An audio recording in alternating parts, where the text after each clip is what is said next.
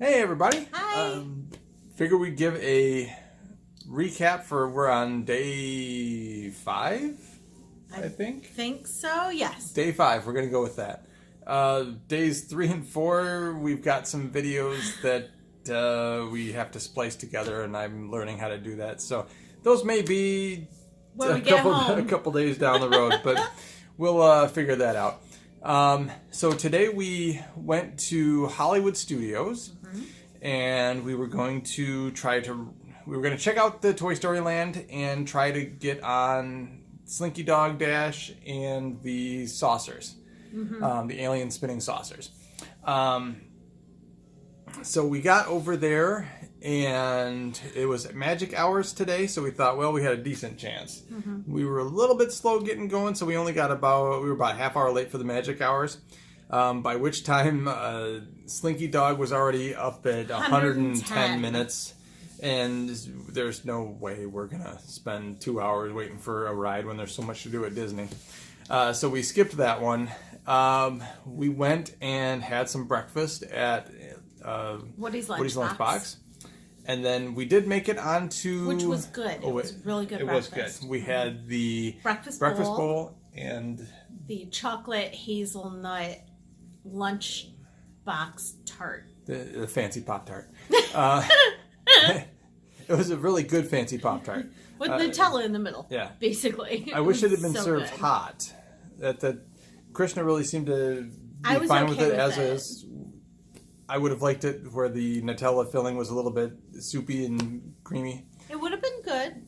But it was very good. The bowl was delicious. It looked, honestly, kind of really funky. Gross. Like the eggs weren't all the way cooked. Yeah. They were, but they didn't look quite right. But I'll tell you, it tasted really, really good. And then we went on the swirling saucers, and that ride was really fun. It was really fun. Apparently, and we haven't been out to California to try it, but apparently it's basically like the Mater's ride. Junkyard something. Yeah. But it's basically where the little alien sits in front of you and tows you around, and you kind of spin all over the place. You get whipped back and forth. It's really it was fun. It was really cute. It was fun.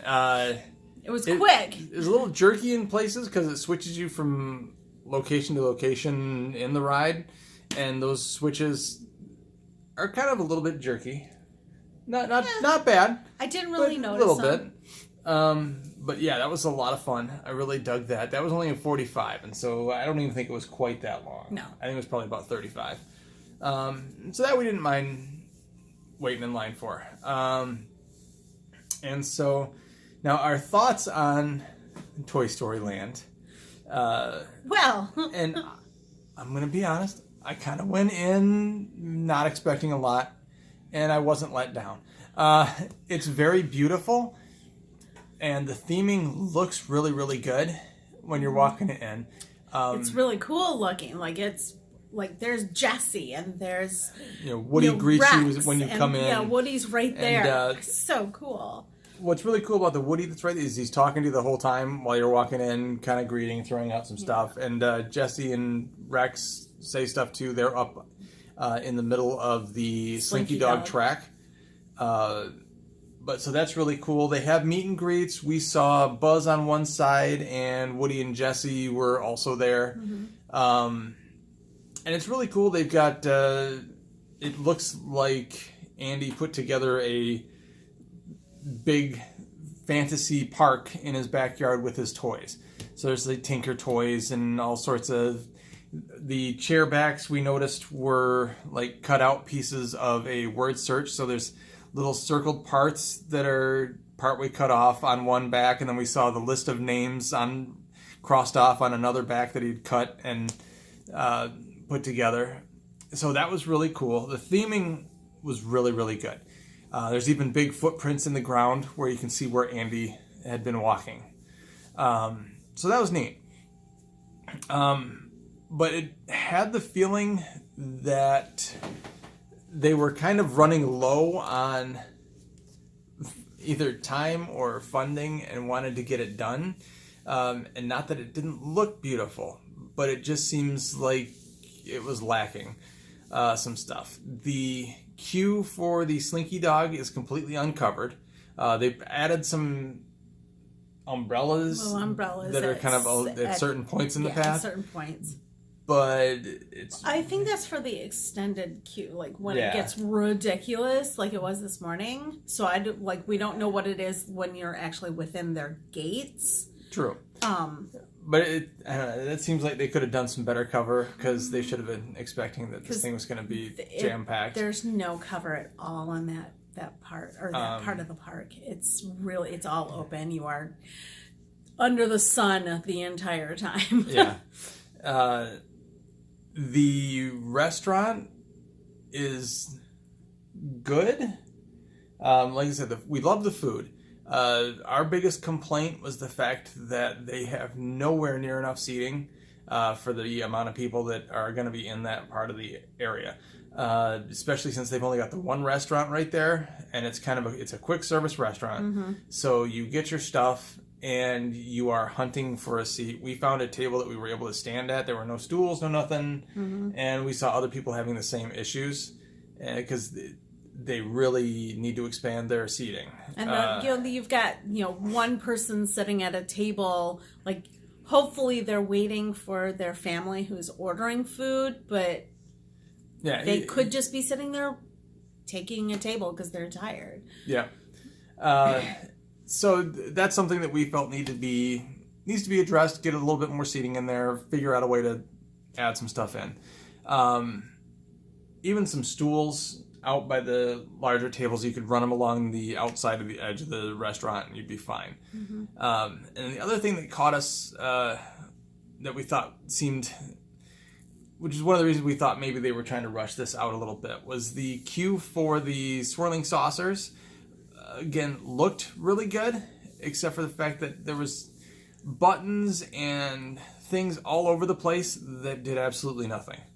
And with all of the interactive stuff that they are doing for pretty much every single queue that they create at this point. There's so many cool things in the queues that they're doing now. Like they're just making, like even just refurbing old queues to make them so much more interactive, so you have things that you're doing while you're waiting. They didn't do anything with this one. It was just very looks shocking. Pretty. And that's it. Which is not a bad thing. I don't want to come off being too negative on this, because we really did enjoy that. We had a good time. That area of the park. Really, it was very cool. We had fun. But it just felt like they cut it quick to get it done or something. Because everything else has such wonderful cues. Like we finally went on Peter Pan a few days ago. Oh my God, the Peter Pan. And it was amazing. Oh my God, going through the Darling's house was just phenomenal. Oh my God, it was amazing. And so when you see that, and then you see something that's brand new that doesn't have any of it, it just seems, it seems a little lacking. We kept ourselves occupied with the Play Disney app. So we were doing the trivia for the, which is another issue entirely. Yeah. Well, we were a little frustrated because the Parks trivia game that they have, it was 95% original trilogy. I mean, prequel trilogy, Star Wars trivia. Star Wars, which it doesn't seem like park trivia to me. We figured they'd actually be asking us stuff about parks, but that's neither here nor there, really. And so then after we got done with it, so we really did enjoy Toy Story Land. We did. It was fun. Once it calms down a little bit, and it'll be easier to get into the Slinky Dog, we'll give that a go. We don't wait for 2 hours for any ride. There's too much stuff. Once Star Wars opens up, we'll go over and ride Slinky Dog. Yeah, it looks fun, but it's nothing's worth 2 hours. So after that, we went to check out and see the Walt Disney Museum that they've got there. Oh yeah. And which I love. As you can see, Walt is a huge aspect of my Disney fandom. I love the history. I read the books about things that he's done, where he came from, all his thoughts. I like all the history behind Disney, as well as the animation and the stories. You know, it's always fun to learn more. And so we love going to the museum. At some point, I'm going to see the actual Walt Disney movie that they play there, but it hasn't happened yet. We always run into it, and we've got the trailers and extended footage from new movies coming out, which we had. This one was the Nutcracker and the Four Realms, and something that we thought was really cool with this one that we have never had before. Krishna can model this one here. They gave a booklet with the little preview, which we thought was really cool. It has some different stuff inside. It's got all sorts of cool stuff inside. Some information on characters, a little bit of the story. There's games to play. You know, the focus on it definitely is a little bit, you know, more towards kids, so they've got something to do and look at and kind of get into the whole thing. But it is it's really well put together. It's something pretty cool. And hey, anytime you get something free at Disney, it's awesome. Love it. No matter what it is, it's great. So that was a nice little addition that we weren't expecting, which was cool. And the movie itself looks pretty good. Looks like it's going to be really good. They showed an extended portion from the beginning of the film, when the main character starts going into the Four Realms, and kind of a little bit of backstory showing with her and her family, and then kind of shows her getting into it. And then they go through pretty much a standard trailer at that point. And they kind of show some different clips and stuff from the movie, just like you'd see in a regular trailer. It was probably about 7 minutes or so. Yeah, something maybe. like that. Yeah. And they had a little intro from the actress who plays the main character. And I'm terrible with names, so I don't remember what her name is. But she had a little intro for about a minute where she talked about the movie. Misty Copeland? No. Mackenzie Foy? Not sure. We're terrible with names. Mackenzie Foy. There we go. We'll go with that. But it was a good little trailer. We enjoyed it. And it was neat to see some of the upcoming park stuff that got developed. They had little models of the Star Wars land that's going to be there, the Galaxy's Edge, which was pretty cool. Yeah. They have a AT-AT that's in there that's a good-sized model. Looks really awesome. And then from there, we decided we took off from there. We went to Disney Springs for a little bit. Walked around for about an hour or two. Just kind of looked at some stuff over there. Made our way over to Epcot, and we sampled some different foods. We had some sausages in Ireland that were phenomenal. God, they were so good. Bangers and mash. It was so good. It was awesome. Oh my God. It was definitely our favorite from the evening. We had the butternut squash ravioli. Yeah, those were very good. Those were delicious. They had little pistachios and some cheese on there that was... And pumpkin seeds. Pumpkin seeds, yes, not pistachio. Yeah. Yes, pumpkin seeds, sorry. But that was really good. Those were really good. And we tried the Impossible Burger Slider. Yep, which is a fake burger. It's a vegetarian burger. It's fake burger.